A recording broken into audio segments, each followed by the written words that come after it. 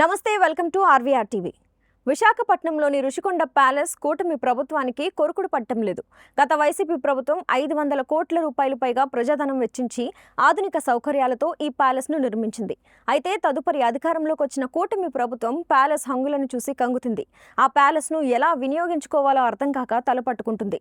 ఇక 2024 జూన్లో అధికారం చేపట్టిన చంద్రబాబు నాయుడు ఆయన నేతృత్వంలోని ప్రభుత్వం దాదాపు ఏడాది పైగా ఆ ప్యాలెస్ను ఎలా వినియోగించాలనే అంశంపై సుదీర్ఘంగా చర్చించింది.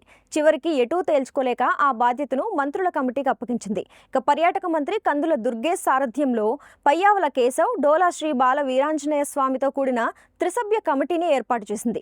గత ఏడాది ఆగస్టులో ఏర్పాటైన ఈ మంత్రుల కమిటీ ఇప్పటిదాకా 5 సమావేశాలు నిర్వహించింది. ఇక ఈ రోజు జరిగిన 5వ సమావేశంలో మంత్రుల కమిటీ తుది అభిప్రాయానికి వచ్చింది.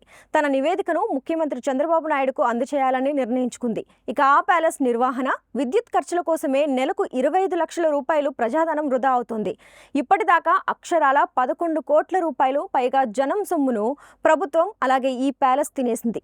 ప్యాలెస్ దాంతో పాటు అందుబాటులో ఉన్న 4800 చదరపు మీటర్ల భూమిని కూడా ప్రభుత్వానికి ఆదాయ వనరుగా మార్చేందుకు పలు ప్రతిపాదనలు కూడా కమిటీ సిద్ధం చేసింది. ఈ భవనాల నిర్వహణకు తాజ్, హెట్మాస్ఫియర్ కోర్, ఫేమా, లీలా వంటి అంతర్జాతీయ హోటల్ గ్రూపులు ఆసక్తి చూపుతున్నాయి.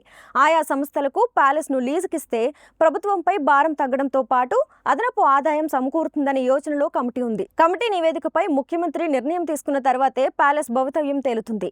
అప్పటిదాకా ప్రజాధనం వృధా కాక తప్పడం లేదు. చూసారుగా, ఇలాంటి మరిన్ని కరెంట్ అప్డేట్స్ కోసం చూస్తూనే ఉండండి మన ఆర్వీఆర్ టీవీని. లైక్ చేయండి, షేర్ చేయండి, సబ్స్క్రైబ్ చేసుకోండి.